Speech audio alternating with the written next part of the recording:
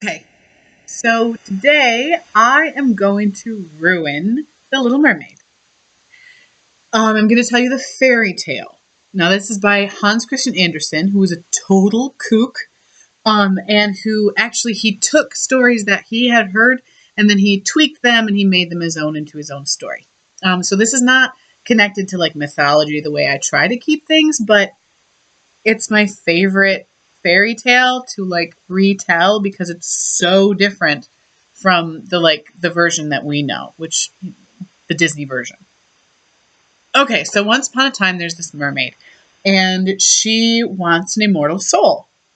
Now, the thing is that mermaids didn't have immortality, but they had a really long life, and then humans have an immortal soul. So yeah, they die, but their soul then goes somewhere after they die.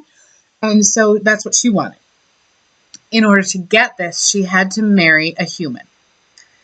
So, out of all the humans in the entire world, she picks this random guy who is like drowning and she saves him. And she plucks him out of the water, throws him on the beach, makes sure he's okay, and then jumps back in the water and decides to watch from afar to make sure he survives. I mean, this is not particularly good flirting technique, but she's a beginner. So she's out there watching, and as she watches, some random chica who's walking on that particular bit of beach sees him, and she's like, oh, a man! And so she runs over, and she takes care of him, and he actually wakes up, and he sees her, and falls in love with her, and not Ariel. In the movie, it's all like, backlit Ariel singing, and he's all like, oh, she's beautiful. Totally different woman. So Ariel she's upset about this, but she's made her choices. And so she then goes to the Sea Witch. And the Sea Witch is like, yeah, sure, I'll give you legs. Give me a voice. Oh, and by the way, your feet are going to kill when you walk. So whenever she walks, Ariel's feet, it's like they're like stabbing pain, like a knife going up into the, ow. Anyway, she goes and she finds the prince, who she realizes now is a prince of all the people she could have picked. Anyway, so she goes and she finds him and she lives in his palace, and he's like, man, she is just so sweet. She is such a good listener. She's just cute, isn't she? So he lets her live in the palace. She's head over heels for him, but he is head over heels for Beach Girl, and who the woman that he thinks like saved his life, and he's even got search parties out for the gal to no avail. So he's kind of distracted, and the mermaid is trying to woo him, and one of the things she discovers that he really likes is when she dances. Walking hurts, dancing kills. She's a mermaid, and she's fucking good at dance. And so she's like dancing Ray, and he's all like, man, that's quality stuff. And meanwhile, all the people in the kingdom are like, dude, prince, get married. We need heirs. And he's like, well, but I've got this one girl. And they're like, look, there's some princess who's going to show up on a boat. And look, princess, prince, it would just work so well. And so they want him to get married to this princess who's going to show up, and he's never met. He confides to Ariel, to the Little Mermaid. Her name isn't actually Ariel. Ariel is a reference to one of the spirits in Shakespeare's Tempest. Anyway, he confides to her, and he's all like, I don't want to marry this girl. I want to marry the beach girl. The one that, like, saved my life, and she's beautiful. If I can't have her, I'll just marry you. Somehow this makes the mermaid ridiculously happy.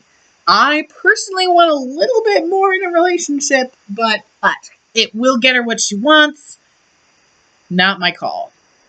So she's all happy, and then this ship shows up with the princess, and the princess walks off onto the dock, and lo and behold, it's Beach Girl. Beach Girl is a princess. Beach Girl is on his dock, and of course they're gonna get married. Now, to be fair, Beach Girl, like princess, has actually at this point shown more character than the Little Mermaid. She's kind. She's generous. She's good-hearted. She cared for some random guy on the beach and then, like didn't like think twice about it. And she's just a good person. So they get married. They go out on their boat and they go out and they get hitched and Mermaid is invited and she comes to the wedding. She dances the night away. She's like, isn't it? It's so ironic. Just the way my feet are killing me and my heart is broken. Like it's just fitting, So off she dances. Eventually the prince and his bride take off.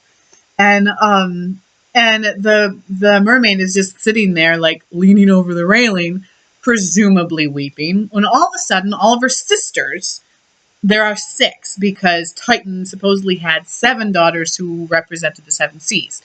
6 of them, they jump out of the water and their hair is like cut, and they've got this knife, and they're like, "Hi!" And she's like, "This is not okay. My life sucks." She's like, "He's married. I can't have him. But now I'm gonna just be a human. So now I have a short life and no immortality, and I'm screwed right now. I'm not having a good day." And they're like, "No. We fixed it. We went to the sea witch for you. And we were like, this is what's going on with her. We need to save her. She needs us to come back. What do you want?" And all she wanted was our hair.